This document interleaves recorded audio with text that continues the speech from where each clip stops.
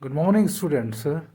Today we are going to discuss another poem of Shakespeare, which is prescribed in your syllabus.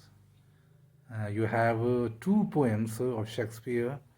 The first one was Van to the Sessions, which we discussed yesterday. And today we are going to discuss another poem of Shakespeare. And the name of that poem is The Marriage of True Minds. Now, before we begin our discussion, we would like to discuss, I would like to explain to you the title of the poem. The title of the poem is very significant. The Marriage of True Minds. You know that what is marriage. In marriage, two strange persons come together. That is marriage. That is the union. In another word, we can say the the marriage is the beginning of marital life.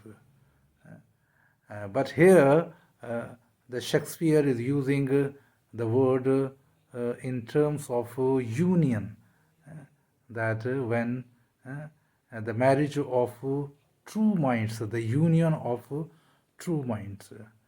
But before we begin the discussion of the poem, I would like to recite the poem, and simultaneously we would also mark the rhyming pattern, the rhyming scheme, which is running in the poem. So let's listen the poem and mark the rhyming pattern. Let me not to the marriage of true minds admit impediments. Love is not love, which alters when it alteration finds, or bands with the remover to remove. Now look at the first line. Let me not to the marriage of true minds. The first line ends with the word minds. So we would call it A. And look at the second line. Admit impediments. Impediments means limitations, obstacles, बाधाएं जो आती हैं. That is, he is referring impediments. Love is not love. The second line ends with the word love. So we would call it B because it is different from minds. Now look at the third line, which alters when it alteration finds. Alteration means when there is a scope or there is a chance of changing the path, alteration. So look at minds and finds. So they are similar. So it is again A. And now look at the fourth line, or bands with the remover to remove. The love and remove. Look at the vowel. Don't look at the spelling, but how the words are pronounced, and look at their utterance, how they are spoken. So we can say that in the first stanza, which consists of 4 lines, the rhyming pattern is AB and AB. AB and again AB. Now look at the fifth line. Oh no, it is an ever fixed mark. The fifth line ends with the word mark. And look at the sixth line, that looks on tempest and is never shaken. The sixth line ends with shaken. Now look at the seventh line. It is the star to every wandering bark. Look at the sixth line. The fifth line ends with mark, M-A-R-K, mark. And the seventh line is bark, B-A-R-K, bark. Now look at the eighth line. Whose worth is unknown, although his height be taken. So shaken and taken. So sixth line and eighth line, they are rhyming the same.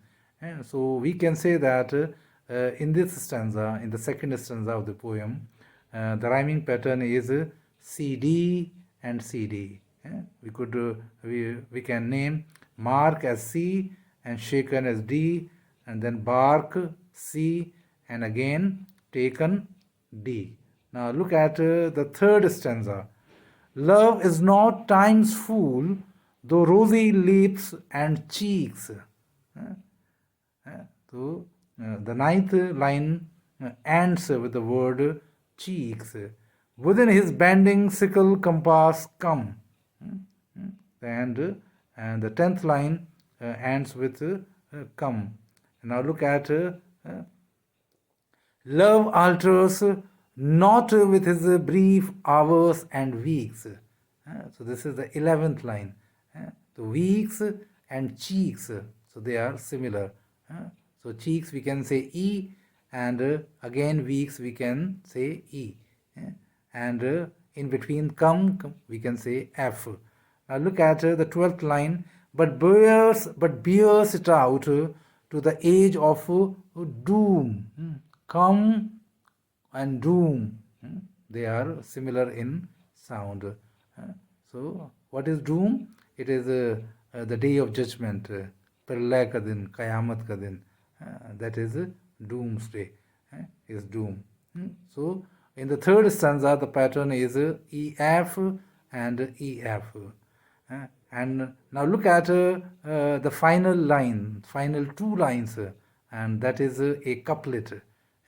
Couplet means two lines. If this be error and upon me proved, I never write nor man ever loved. Proved and loved. Both are pronounced similarly. So they are G, G.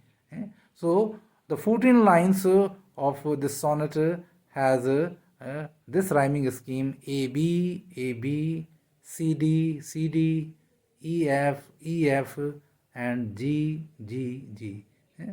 So last two lines are G, G. So this is a typical Shakespearean sonnet, and it is also called English sonnet. English sonnets are also named with Shakespearean sonnet, and he made it popular. He wrote around 150, 20 sonnets on these pattern. So this is it is one of the most famous poem of Shakespeare, in which he talks about the true love. In English literature or in other way also, love is defined in two parameters, and one is platonic love, and the another one is earthly love. The platonic love means that when you love a person with his soul, there is no meaning of physical contact or physical beauty and any other criteria than the purity of the soul. When you love the person with your inner soul, with your heart, it doesn't matter whatever things comes in the way. Your love is not shaken. Your love is not take another path. That is platonic love. And on the other hand, we have earthly love. Nowadays, we see that in many movies and many serials, when the person loves a person on the basis of his beauty, wealth, and good physique, and good figure, you can say nowadays. So these things are all. So this love is a very calculated, and we can say that it is a very mechanized love. When the partner is in front of you, and when you are in contact with him or her, so your love continues. But whenever you depart and whenever you are separated, so there is no feeling of love. It is gone away. So this is not the case with platonic love. When you love a person with his inner soul, it is also said that most of the love stories, the ancient love stories, Lala Majnu and others. They were not beautiful, they were not physically beautiful, but their love story is famous. It is still remembered today also.